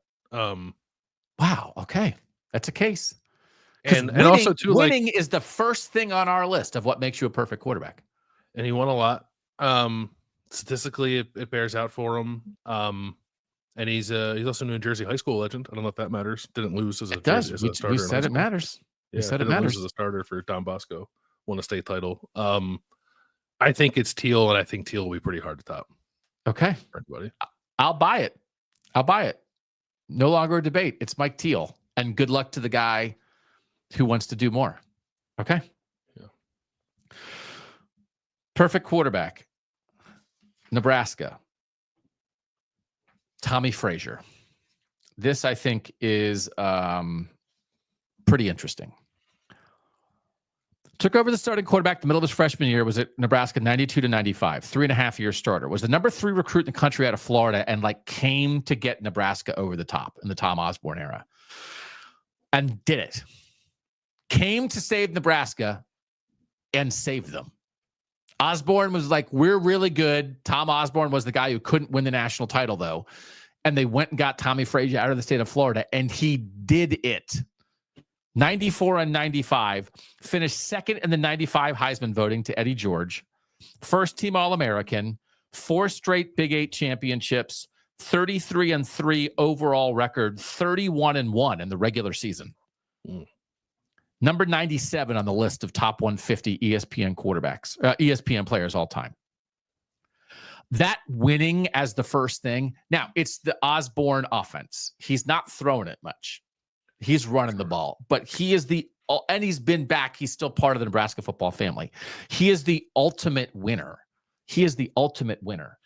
And so then it becomes part of what do we mean by this? And we did get someone chiming in about Nebraska.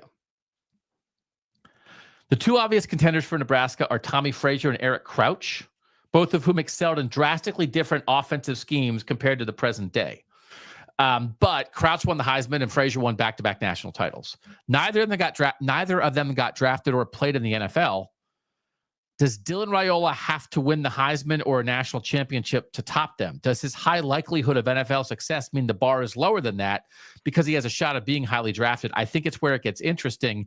You didn't frame the question as best quarterback ever, but as the perfect quarterback. Even 20 years removed from the I formation with the option, it's still so iconic to Nebraska that I think it's a higher bar for a quarterback to cross. Can Raiola be the face of the new offensive identity? Sure.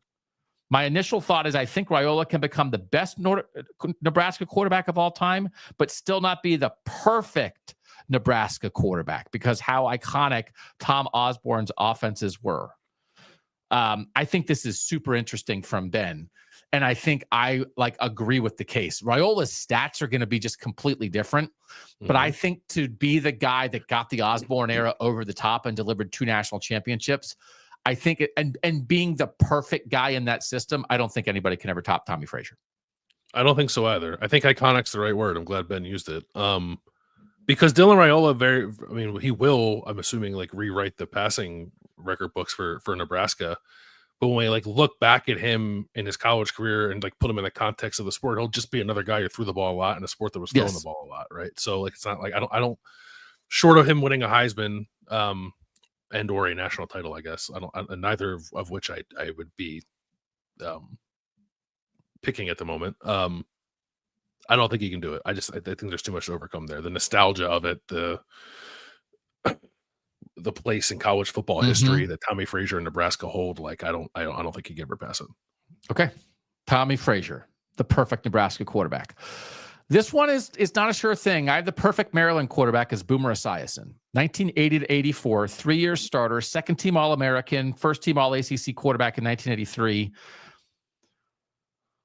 Set 17 Maryland records. They won the ACC title in 1983, was in a second-round pick in the NFL, won an NFL MVP, great quarterback for the Bengals, and has remained a part of, he's a commentator, he's a radio host, he's a huge name in the history of football. He's clearly the guy for Maryland. But again, is this such a resume that Malik Washington, who maybe has a chance to be the starting quarterback, a true freshman this year, could he aspire to pass this like reasonably? Or is Boomer like he's Boomer? And again, and this is another one of these guys like Montana, like Marino, that when you went on to the NFL and then were awesome there, it added to your legacy a little bit. Boomer Esiason's pretty important in football. So is he the perfect Maryland quarterback? I would say yes. Okay. I think Malik Washington has a chance to be an incredibly exciting quarterback. Like he's not going to win a conference title at Maryland. Yeah. So, the way that Boomer Esiason did, and he's just like, Boomer Esiason is football famous in a way that stretches beyond what he did at Maryland too, which I think factors in. So I would say it has been him. Yeah. Okay. So it's Boomer. I called this a debate, but again, maybe it's not. West Virginia. Is it a debate or is it Pat White? Pat White, 35-8. That's 6th in NCAA history and wins for a starting quarterback. He finished 7th at the Heisman in 2008. Was 7-2 against top 25 opponents. And then nearly led West Virginia to the national title game in 2007, but he got hurt and didn't have a great game in that 13-9 Pitt loss. First quarterback, they won 4 straight bowl games with him. He's the first West Virginia quarterback to do that. And he has the second most rushing yards among quarterbacks in college football history. And this again it's for what Rich Rodriguez wanted to do. And then, by the way, it's back to what Rich Rodriguez wants to do. And if the new Pat White fell out of the sky for West Virginia football to start in 2025, people would be running through the streets. So I have it as a debate because I wonder if it's out there for somebody to be more. But I also can envision West Virginia fans saying, and I would love to hear from our West Virginia folks, what are you talking about? Pat White is it. Pat White was the man. He's perfect. I think it's him. For all the reasons you just laid out with like his career resume, he also like holds and this is maybe sounding a little silly, like he holds up like a pretty important position, like in the cultural zeitgeist of college football too, like the video game stuff. Like people know Pat White is the guy who was fun to play with in the college football video game. I just have a hard time seeing that being topped by anybody. I guess I mean, no, I don't.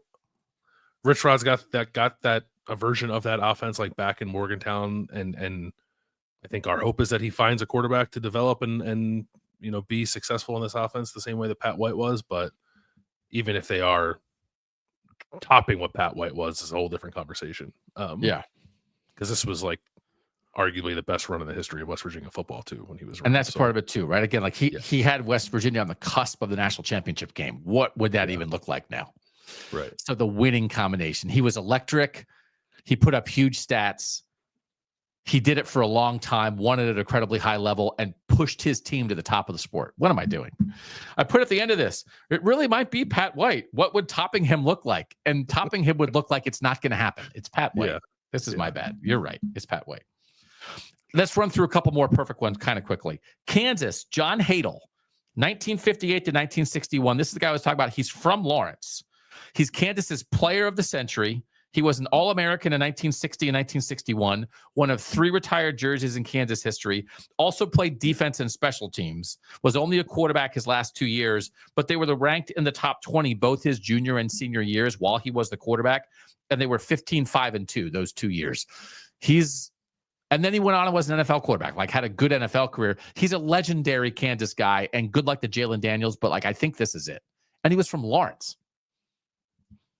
No love for Todd Reesing. You want to go ahead? He put up some pretty ridiculous numbers, man. Okay. He threw 90 touchdowns. He had 11,194 yards. And by the way, like Kansas was in the national title conversation for one of the years that he was the starter. I don't know. I might say that Todd Reesing deserves a little more consideration here. But is this the thing again where there might be a debate between two, but we have a very difficult time imagining that anybody would ever be better? So it's the John Hadel / Todd Reesing, because they both were winners, were legendary players, and had Kansas at the top of the sport in a way that is probably not realistic anymore. Yes, I would be okay with that. Yeah. Okay. All right. Look at you standing up for Todd Reesing. I knew you were going to do that. I knew you were going to be a Todd Reesing guy. Kansas State. I think Kansas State's had their guy too. Michael Bishop, 1997 and 1998, was a junior college guy. So a 2-year starter for Kansas State, 22-3. Second in the 1998 Heisman, consensus All-American, won the Davey O'Brien as the best quarterback. Second to Ricky Williams in the Heisman. School records, 2,800 passing yards, 23 passing touchdowns as a senior, 14 rushing touchdowns also. Ran for 748. And this is one of those where they were on the cusp of making the national championship game, and they lost in double overtime to Texas in the Big 12 title game, 36-33, and that was it. But he finished second in the Heisman and had Kansas State in the national title discussion the whole year. And he did it for 2 years. And this is like the only thing here. So Avery Johnson, if Avery Johnson does it for 3 years, this is such a high bar, though. Avery Johnson would have to have Kansas State in the national title discussion and be a Heisman finalist. I think it's Michael Bishop. And I don't know that we're ever going to see a Kansas State guy go past this. The only thing holding him back is he was only at the school for 2 years. Colin Klein? Make your case. I mean, it's practically the same case. Super productive, had Kansas State in the national title conversation for at least a part of his time there, and was a Heisman finalist. I don't know. They're kind of the same, I think. Yeah. I don't know. I know Bishop, the year that they were right there for the national title, had a fumble that was pretty costly and keeping Kansas State away from doing that. So I don't know, if the minds of Kansas State fans, would that give Colin Klein a boost for them over Michael Bishop? Yeah. So what would you rather? Do you think it's a debate?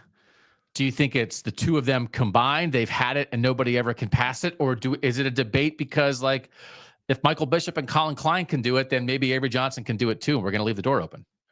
I would maybe say more debate. Yeah, I would say maybe more debate in this rather than combine them like we have done them. Okay. Colin Klein had 56 rushing touchdowns.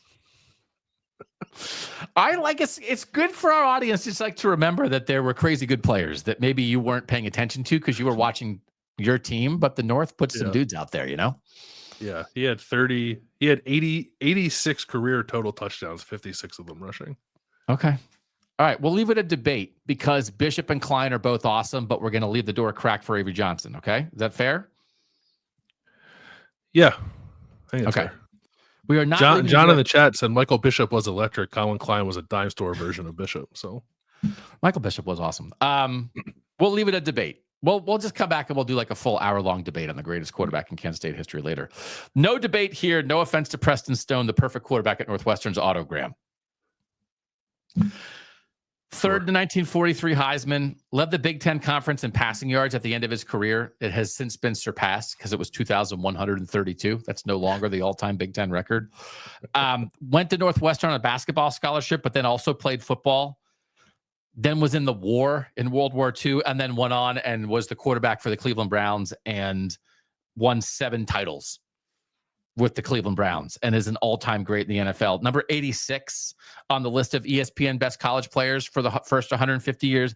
I just don't see a Northwestern quarterback cracking the top 150 again, Landis. No.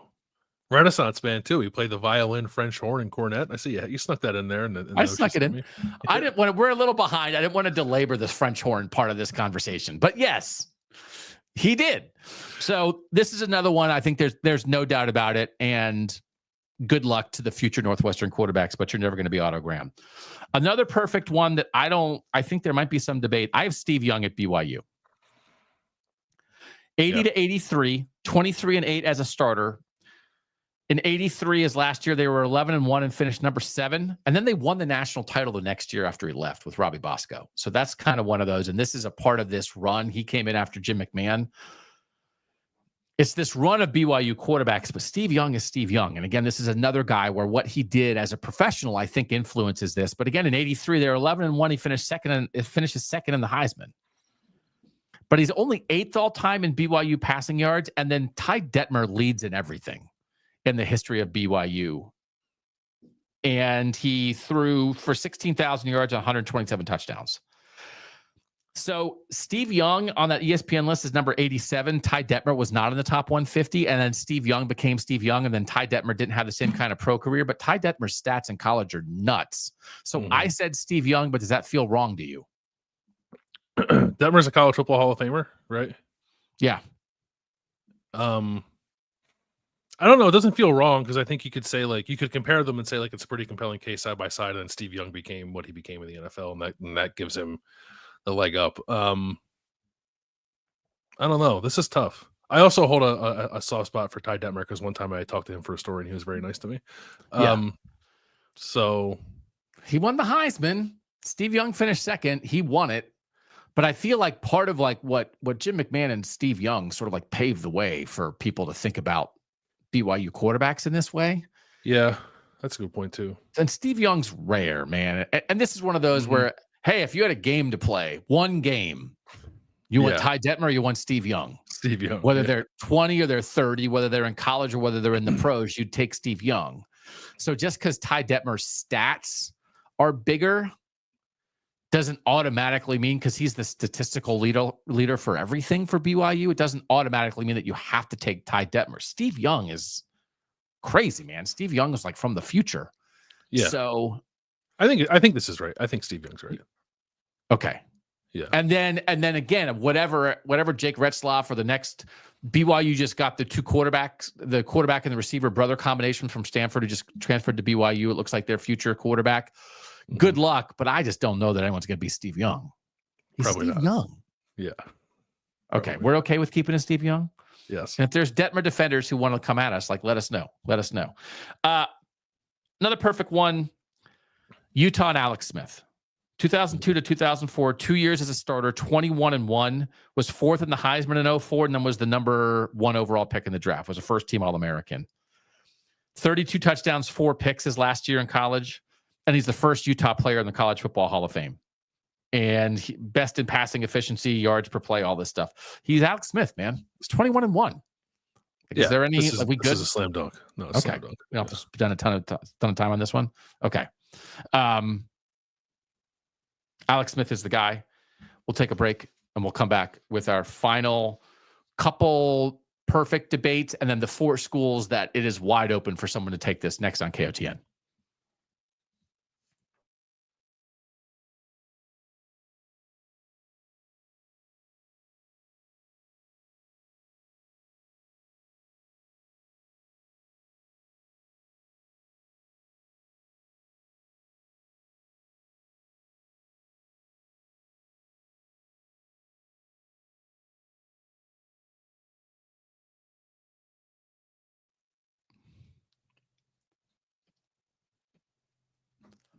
Doug Lesmerises, Bill Landis. Landis, do you think at some point we should do like a full show that's just answering questions and using people's comments? Would that be a worthy mailbag show at some point if we get enough interaction?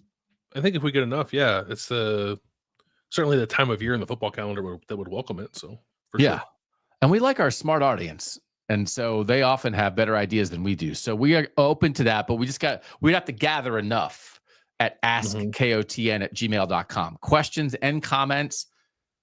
Rip us, praise us, question us, send us questions that you would like our comments on, and anything, again, like specifically on this. If you think, oh man, you guys blew it on one of these quarterback discussions, let us know. AskKOTN@gmail.com. Washington, perfect quarterback, Michael Penix. Do you agree with me?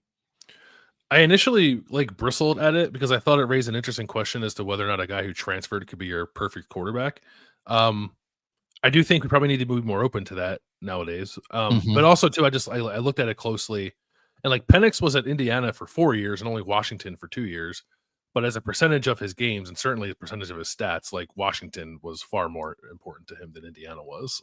He played only 41% of his career games in Indiana. So, Yes, I think based off what he accomplished over those 2 years, you could say he was their perfect quarterback. Jake Browning's probably the other candidate. Jake Browning was a 4-year starter and was 39-14 and did lead Washington to the college football playoff, finished 6th in the Heisman in 2016, 43 touchdowns, 9 interceptions that year. But that was kind of like a super peak year, and then it wasn't quite as good otherwise, just statistically. Michael Penix, 340 in his 2 years at Washington, 341 passing yards per game, 67 touchdowns, 19 picks, threw for 4,900 yards as a senior and led the nation in passing. And in just 2 years at Washington is their third all-time leading passer. And led Washington to the national championship game and finished second in the Heisman. And you and I both voted for him for the Heisman. And he was the king of the North as the best Northern player that year, as judged by us. And I don't, boy, oh boy, Damon Williams Jr., we're super excited to see. And if he does it for 3 years, that's the only thing. Like, you just more of an accumulation. I think it's hard. There's a guy that's going to come up later that did it for 1 year. It's just hard for 1 year. But if you were only at a school for 2 years, but the 2 years were unbelievable, both statistically, legendary plays, and winning, I think that's enough. So I think it's Penix. Yeah, I'm with you. I think it's Penix. All right. Cincinnati, I called a debate.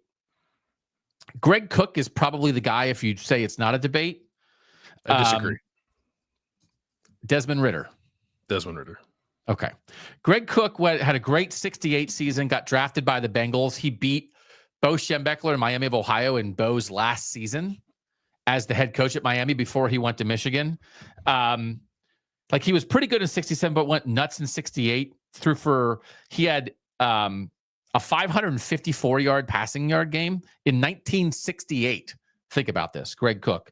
And then they beat Miami. It wasn't like they didn't have a great record that year. And then he got drafted by the Bengals because Paul Brown went to one of the games and was like, I'm drafting that guy.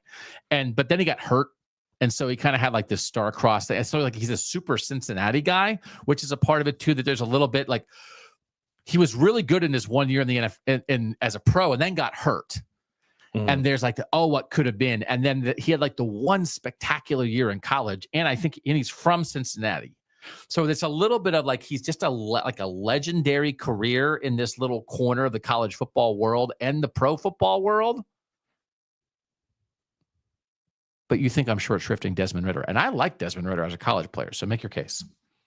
I just don't know how a Cincinnati quarterback is ever going to be better than Desmond Ridder, more accomplished than Desmond Ridder, which I guess isn't entirely the conversation. He finished his career with 44 wins, which is the third most in the history of college football. 44-7 as a starter, never lost at Nippert Stadium, took Cincinnati to the playoff while being incredibly productive as a 4-year starter, 2-time AAC Offensive Player of the Year, school leader in touchdown passes and rushing touchdowns by a quarterback in the most total yards in Cincinnati history. Finished 8th in the Heisman voting, was a 3rd-round pick, and he's going to be a career backup in the NFL. But in terms of what he did for the Bearcats, I don't know how anybody could ever be better than what he did. And led them to the playoff. Yeah, led them. 44 wins is a lot of wins, and winning is the first thing that we list. And he was central to that. Yeah, Sauce Gardner, great. Kobe Bryant, great. A lot of good defensive players, but he was central to what they did. He's okay. Were you like, Doug, did you forget that Desmond Ridder existed when you saw my Cincinnati case? If you forgot about Desmond Ridder, yeah. I have 9 paragraphs of research on Greg Cook, and you were like, this just happened. What are you doing? Which is a fair point. Maybe it's just recency bias, and I don't want to speak for Cincinnati fans necessarily, but 44-7 with a playoff berth and a top 10 Heisman finish. Pretty good. But Greg Cook beat Bo, and he threw for 544 yards one time. Okay. And then again, whatever is Desmond Ridder beat Brian Kelly, didn't he? That's true. He did. Yeah. So you think it's Ridder. So not only is it not a debate, it's not a debate, and it's not Cook, it's Ridder. It's Ridder. That would be my stance, yes. Winning is the first thing. 44-7 is pretty compelling. And lifted Cincinnati football to a height that had never reached before and may never reach again. Yeah. And they would not have gotten there without him. I don't think so. That's why you're here. You got any thoughts on Earl Morrall? Smart guy? I don't know. Michigan State, Earl Morrall, 1952 to 55, Michigan native, 9-1 as a quarterback as a senior. In 1952, they beat UCLA in the Rose Bowl and finished number 2 as a consensus All-American, was 4th in the Heisman, and then was a 21-year pro quarterback. And is like one of the great Michigan athletes ever. Was a multi-sport guy, and won 2 Rose Bowls. Upon his death, I read his obituary on the Michigan State site. He was like calling his own plays and stuff back in the 50s, crazy. Which was kind of like, okay, well, this guy's got it. And again, a 2-decade career in the NFL, like legendary, was with the Colts. It was Johnny Unitas his backup, and then Unitas got hurt, and he had to play, and Earl Morrall was the quarterback the next year then, and he was like the MVP, like ridiculous career and a Michigan legend. I think it's him. Jimmy Ray also in 1966 was the quarterback when Michigan State won its last national championship, and he was the first black quarterback from the South to win a national championship. There had been another black quarterback who had won previously, but like he's kind of a pioneer in college football in a lot of ways. So I think we want to give a tip of the cap to Jimmy Ray, but I think like Earl Morrall is like a state of Michigan legend who then also was a 2-decade NFL legend.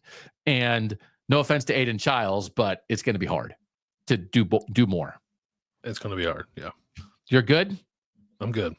You're not coming in at the top rope with Connor Cook here, trying to knock me off my Cook. No, Jeff Kirk Smoker. Cousins. No, Jeff Smoker. Good quarterbacks at Michigan State. I know. All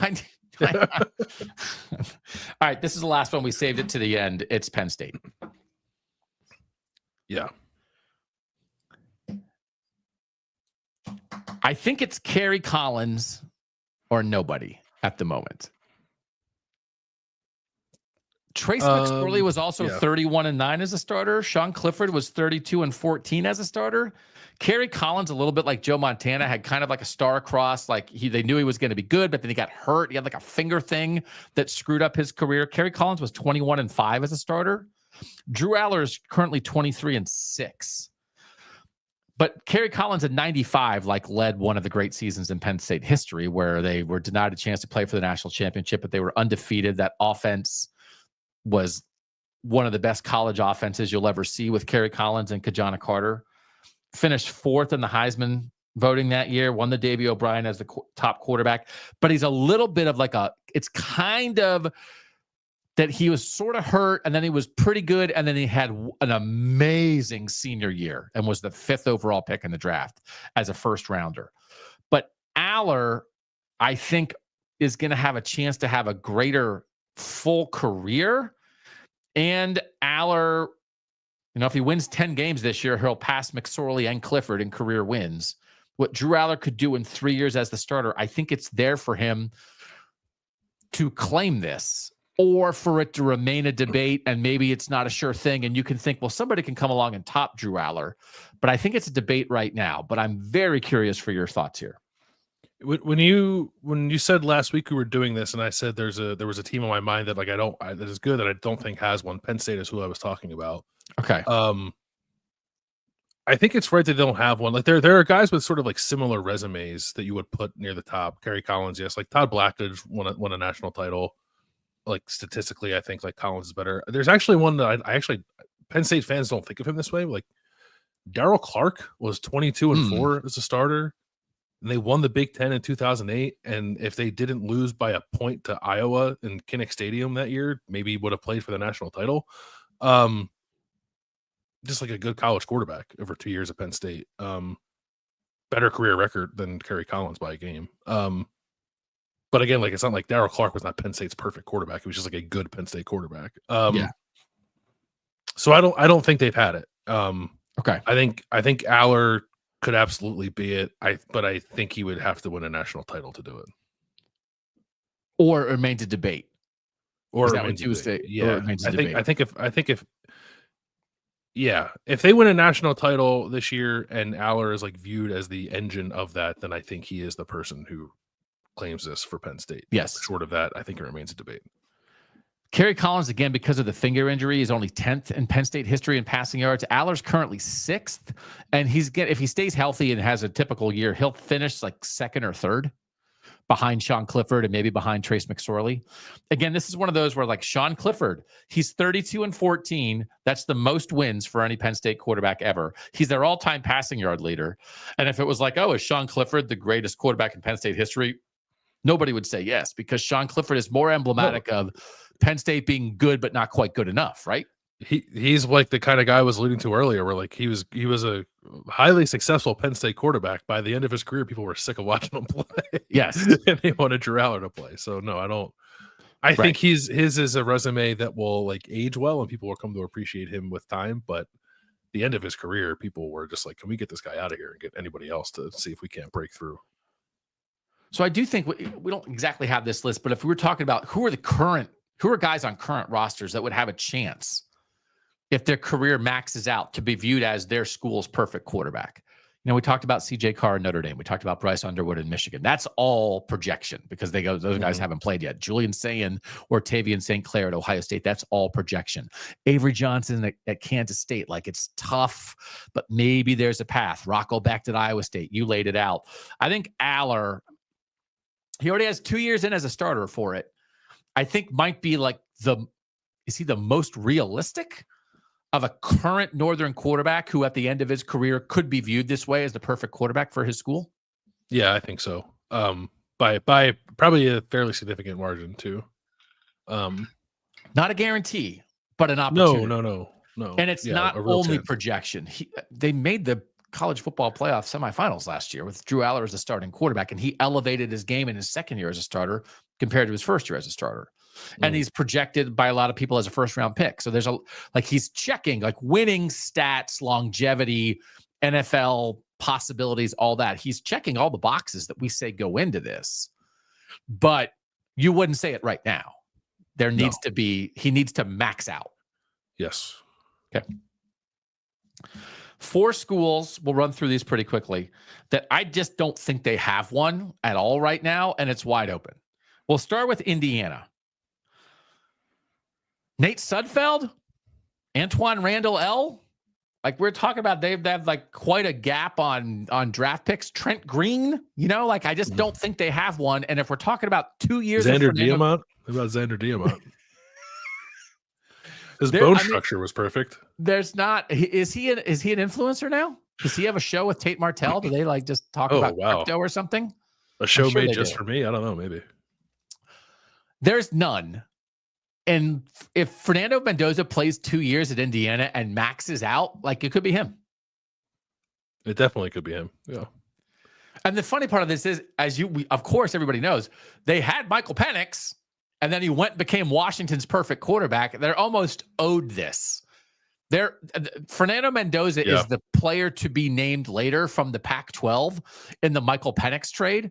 And if Fernando Mendoza lays down 2 years of winning and high-level play, and again, when we talked about the mock draft the other day, Dane Brugler has Fernando Mendoza as a first-round pick. Like, this guy has skill, but there's nobody right now for Indiana. I don't think so. Like, I know John said it has to be, like, if we're picking, like, fun, most exciting, like, and you had to pick one, I guess you'd say Antoine Randall L., but I think it's also okay to admit, like, you haven't had the perfect one yet. Yeah. Antoine Randall L. is a tremendous college football player. And again, he fits some of those molds of some other quarterbacks who were great college quarterbacks. And then it didn't translate, but he was a tremendous player. I think it's open for Indiana. Wisconsin, I think it's open because it can't be 1 year of Russell Wilson. And they didn't win the national title with Russell Wilson. So then it's nobody so far. Yeah. If he would have won a national title, I think it could be him. But without that, I don't think it's him.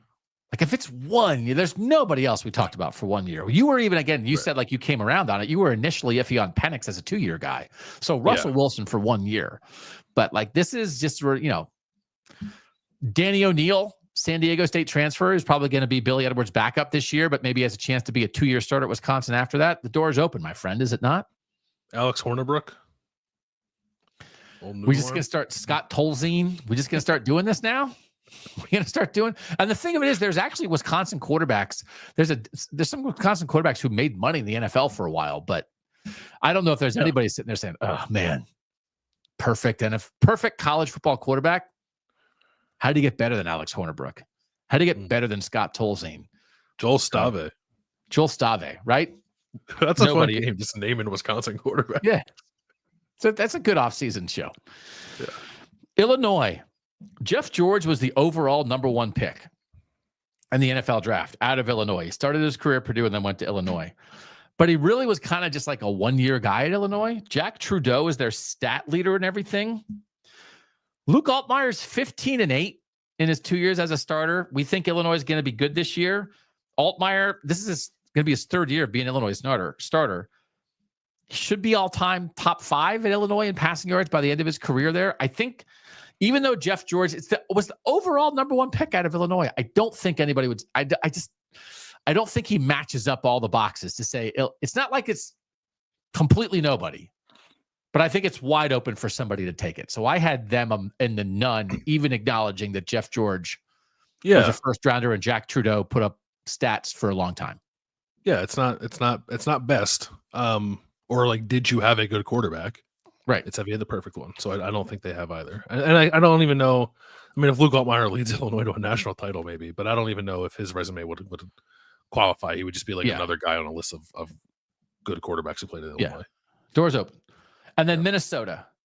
Tanner Morgan, 31-14 as a starter over 5 years, including that 11-2 year in 2019. But I think the door's open for Drake Lindsay. I don't.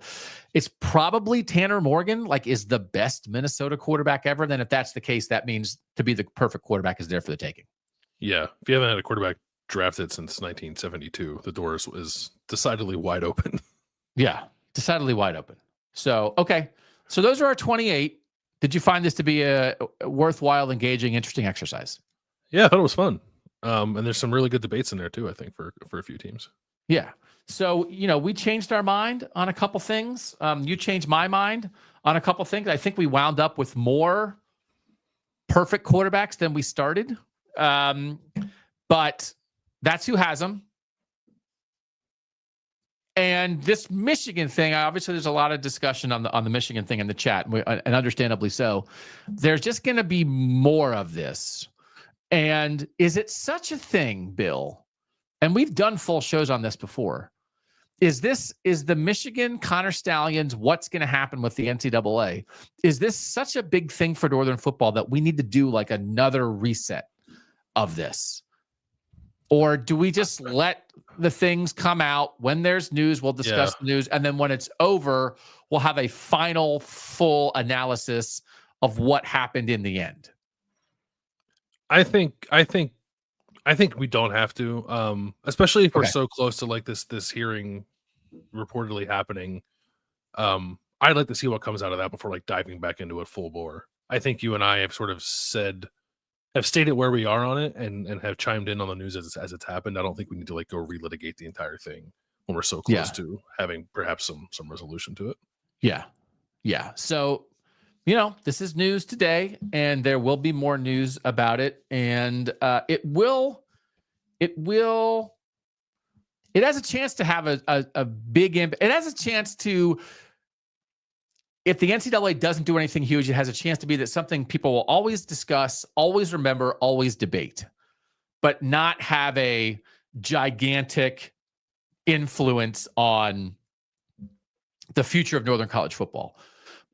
But depending on what the NCAA rules, it could have an influence backward. It could have an influence forward on actual on-field Northern football stuff. Again, Michigan was the team. It's the only Northern team in the past 25 years that's won a national championship other than Ohio State. What Michigan did that year was tremendous for Northern football. It almost helped create this show. And if in the final conclusion from the NCAA, that is somehow demeaned or taken away or viewed differently, I think that really matters for the history. And of course, if there's any penalties forward that really affect it, Michigan is a very good football program that should be competing at the top of Northern college football they're Michigan, right? So if that's affected, that really matters. If that's not changed by the NCAA's final solution, then it's just a never-ending argument, which is interesting. Sure. But then it's just how you choose to view it and how you think about, remember, discuss college football. Yeah, and I think a never-ending argument where people will be unmoved from whichever side of the argument they're on. Which is again, it can be fun and entertaining, but ultimately kind of get you nowhere. Right. Okay. We'll be back on Wednesday. You're conjuring some stuff up for the Wednesday show that we're going to we're probably going to do some transfer conclusions. We've had some stuff portal stuff. Yeah, we're aware of it. We just are kind of waiting for things to settle a little bit. But there's some big things that are happening, and even as we were doing the offensive line transfer show last week, there's things that have happened since then. As much as we thought that was like settled in a lot of ways, it wasn't 100% settled, and so we wanted to like calm down a little bit more. Yeah, I think like three more transfers happened like as we were doing the offensive line show. I just like we chimed in on some of the bigger news, especially in the earlier window. We did not do it so much in the second window, with the idea of like once it was more or less settled, and I think we're kind of at that point, we'll take a more kind of holistic view on the whole thing to see how things have changed in the North. Yeah. All right. So for now, the big winner of today's show, Todd Reesing. Just Landis off the top rope. Got him in. Thanks as always to producer Mike Urostowski, making all the graphics, making us look good and sound good. Thanks so much to you guys for being here. Would love to hear your thoughts, questions, comments. Ask KOTN@gmail.com. For now, we'll see you on Wednesday. He's Bill Landis. I'm Doug Lesmerises. And that was Kings of the North.